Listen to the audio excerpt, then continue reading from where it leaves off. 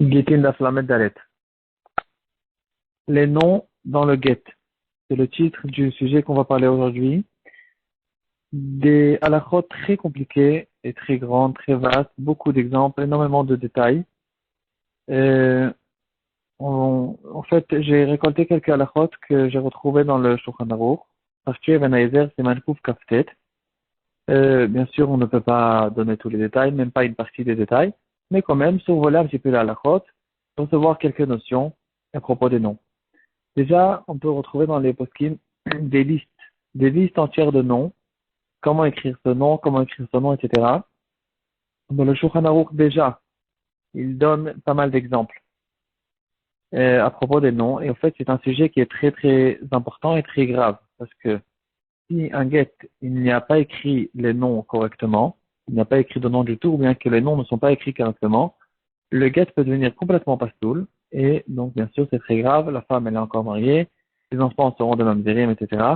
Donc, il faut faire extrêmement attention. Comment écrire les noms et, et rentrer dans tous les détails. Les rabbinim qui écrivent les guitines, ils doivent vraiment connaître exactement tous les détails. Quel est le nom qu'on va écrire? Quel est le nom accessoire? Quel est le premier nom, le deuxième nom, le surnom, le nom juif, le nom goy? On va donner quand même quelques détails. Bien sûr, c'est à peine rien que touché pour connaître, voir certaines notions. Euh,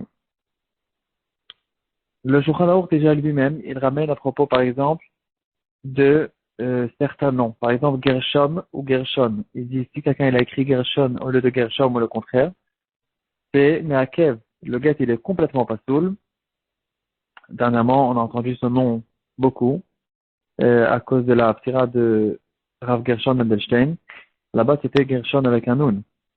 Si dans un get, dans un get où on a écrit Gershon, le de Gershom ou le contraire, c'est deux noms différents. Elia ou Eliaou, par contre, c'est le même nom. Shmaria, Shmariaou, est-ce qu'on écrit avec un vav ou sans vav? Yonatan, Yehonatan avec un he.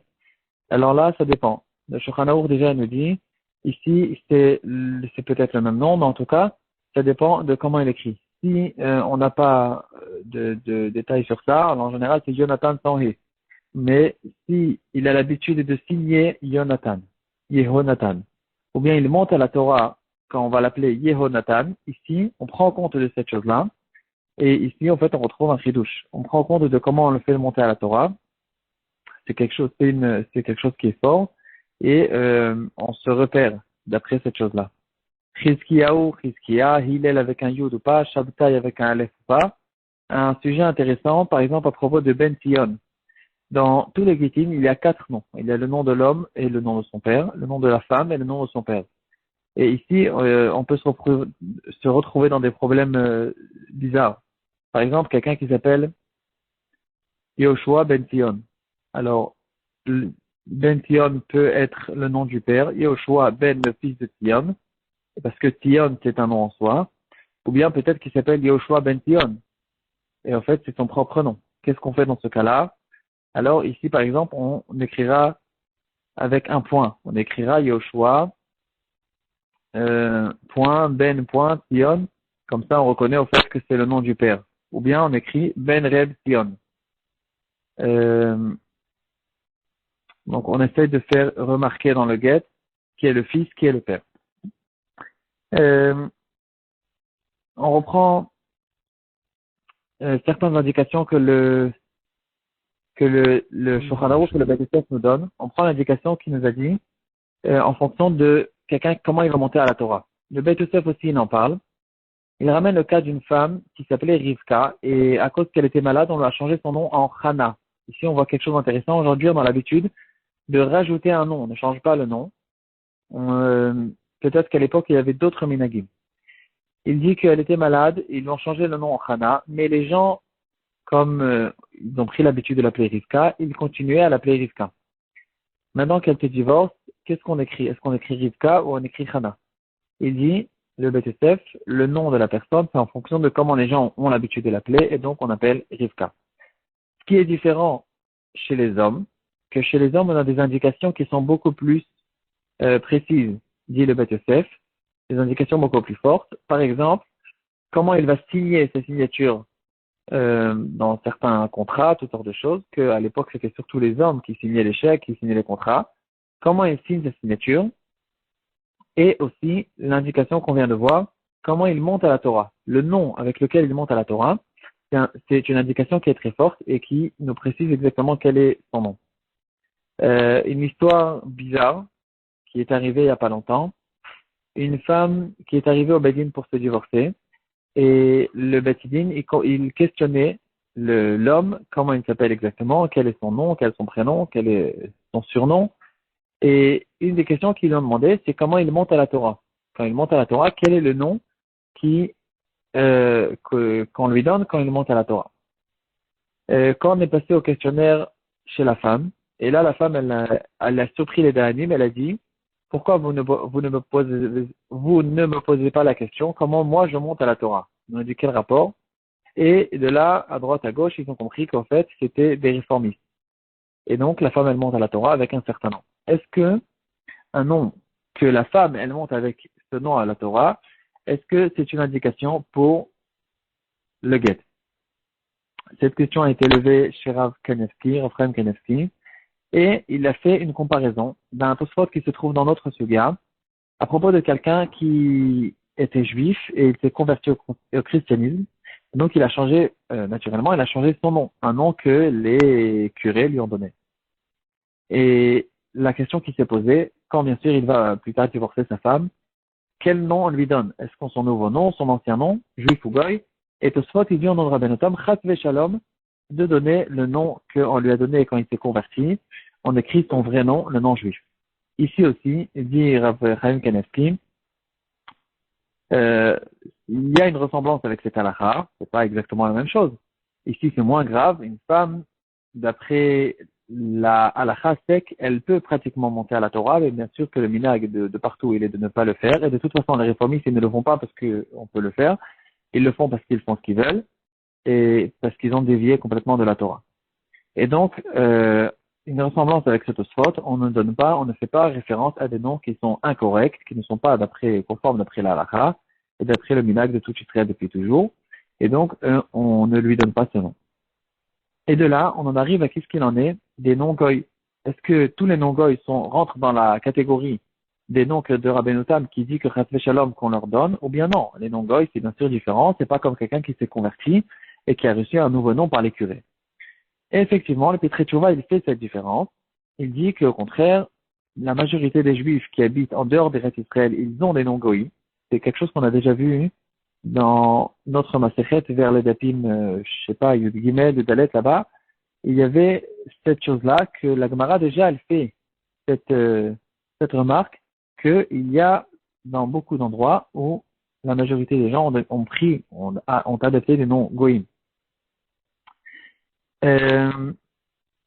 Donc, le Pitrei Teshuvah, il fait la différence. Bien sûr qu'un nom, que quelqu'un qui s'est converti, il a reçu un nouveau nom, c'est quelque chose qu'on ne peut pas mettre dans le guet, on ne peut pas se référer à une chose comme cela. Mais quelqu'un qui a un nom goy, alors il faudra tout le temps essayer de vérifier. Est-ce que c'est son vrai nom, c'est son nom principal, c'est son nom accessoire? Il a aussi un nom juif. Est-ce que son nom juif, on le fait monter à la Torah par son nom juif? Il a que son nom ou pas? Et dans beaucoup de cas, on écrira les deux noms. Et là, la question qui se pose, quel est le premier et quel est le deuxième? Mais on a l'habitude d'écrire pour essayer de couvrir le maximum de possibilités. On écrit par exemple Reuven, Demit Karia, on va dire par exemple Robert, Vechol Shum Vechanicha Deitle, et tout autre nom ou surnom qu'il peut avoir. Bon, on essaie de recouvrir la majorité et quand même, on fait très très attention au nom. Donc là, comme ça, il a l'akha, Rav Eliashiv aussi, il nous dit que les noms civils que les gens ont, on doit les écrire et il faut bien sûr savoir comment écrire. Pourquoi? Parce qu'il y a, le get il s'écrit en Lashon HaKodesh, ou plutôt en araméen, mais en tout cas c'est des lettres, des mots, c'est écrit en araméen, des mots en Lashon HaKodesh, en lettres de Aleph-Bet, et donc ici il faut savoir comment écrire exactement les noms. Par exemple, si on a pris le nom Robert, alors Resh Vav Bet Resh Tava, on comprend, et est-ce qu'on écrit à la fin un Tav ou un Tet, comme on a l'habitude d'écrire, ou pas?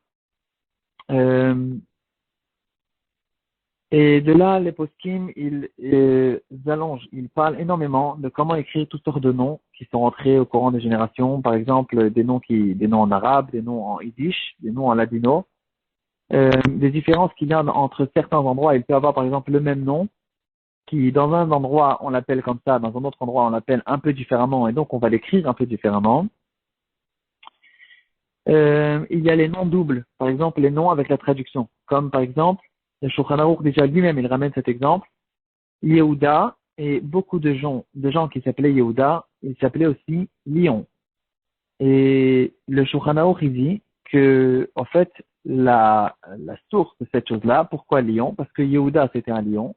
Et donc, on a pris l'habitude de traduire le nom Yehuda par lion. Et donc, ici, ça nous donnera une différence. C'est pas comme quelqu'un qui a un nom civil et un nom Kodesh qui n'ont pas de rapport l'un avec l'autre. Yehuda et lion, puisque lion, c'est Yehuda. Alors, on écrira Yehuda Demitkere Lion. Ou bien Leib en yiddish.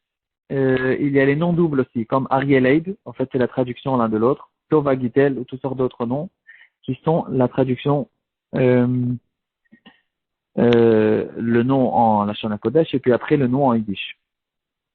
Un conseil, si vous voulez, quelque chose de très intéressant, il y a un sefer qui s'appelle Bet Shmuel qui se trouve sur le Shulchan Aruch. À la fin de Siman Kuf Kaftet, le Bet Shmuel, il ramène une liste de centaines de noms, sans exagération, des centaines et des centaines de noms. Il y a une liste de noms d'hommes et une liste de noms de femmes. Et là-bas, il nous dit exactement comment écrire chaque nom. Chaque nom, pour ne pas faire des erreurs. Il y a toutes sortes de noms spéciaux et bizarres qu'il y avait à l'époque. Groinem, Grimpel, Zelig, ou bien chez les femmes, Braindel ou Sherlin, ou toutes sortes de noms comme ça. Il y a des noms qui existent encore de notre temps. Il y a des nouveaux noms qui n'existaient pas de son temps. Et il faut des nouveaux sfarim qui ont été rédigés de notre temps. Comment écrire exactement ces noms? Il ramène des exemples, par exemple, Golda. Il dit qu'en Pologne, ils avaient l'habitude de dire Galda, donc on écrit avec un Aleph après le Gimel. Dans d'autres endroits, on dit Golda, donc ça sera un Vav après le Gimel. Il parle de beaucoup de halachot, par exemple, des raccourcis de noms. Quelqu'un que les gens l'appellent Shaya ou Leiser, parce que c'est Yeshaya ou Eliezer. Alors dans ce cas-là, c'est qu'un raccourci, on écrit le nom habituel, normal. Bon, il y a beaucoup de détails là-dessus. Il y a les noms. Par exemple, que si on écrit son nom en Lashon Kodesh, il y a un He à la fin. Et si on l'écrit dans d'autres langues, si c'est un nom en Yiddish ou en araméen, c'est avec un Aleph. En général, on prend plutôt le Aleph dans d'autres noms, etc. Un bon conseil, c'est lui qui veut voir là-bas, il y a beaucoup de choses intéressantes.